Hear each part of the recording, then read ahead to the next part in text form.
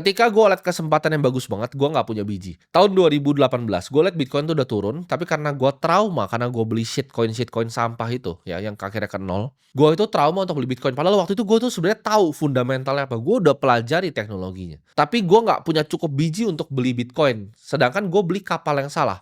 Waktu itu orang akan bilang itu investasi yang jenius. Gue beli BCA dan BRPT ya 2018. Gue mulai stackingnya dari 2016, lalu gue tumpuk terus ke BCA sampai 2018. Orang akan bilang itu bagus karena itu peak di 2019 lalu turun lagi di 2020. Gue ngomong kayak begini, gue hafal luar dalam chartnya, gue hafal luar dalam harganya. Kenapa? Karena gue beneran praktisi di market. Gue waktu itu nggak punya cukup biji untuk tuker posisi BCA gue ke Bitcoin di 2018. Kalau gue lakukan itu, waduh, uang gue udah berapa gue nggak paham.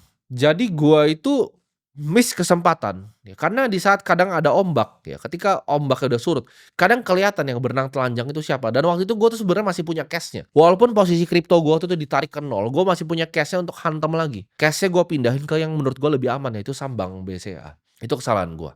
Outcome-nya memang bagus, ya lebih bagus daripada gue tidak berinvestasi sama sekali. Tapi kalau andaikan waktu itu gue punya biji, jadi kalian harus bisa seizing opportunity di saat opportunity present itself. Ketika 2008, ini bukan cuma kesalahan gue, Warren Buffett juga lakukan kesalahan yang sama. Ketika 2008 ada financial crisis, dia nggak cukup biji untuk hantam cetek semuanya ke perusahaan-perusahaan finansial yang memang terdiskon, ke bank-bank finansial yang memang terdiskon. Kalau Buffett atau Haja Jedar itu mungkin dia jauh lebih kaya sekarang. Waktu crypto crash 2018, ya ketika itu sideways-nya panjang, gue ketakutan. Gue malah maki-maki asetnya di Reddit waktu itu. Di Air Bitcoin tuh gue maki-maki.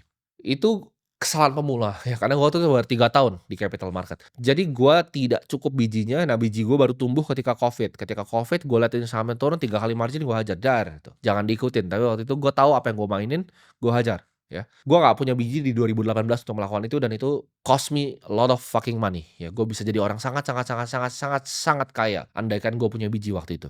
Kesalahan keempat yang gue pernah lakukan adalah jatuh cinta ke sebuah aset. Ya, ini busuk ya, yaitu terlalu lama hati gue tuh di suatu sentimen yang sebenarnya nggak pernah balik lagi.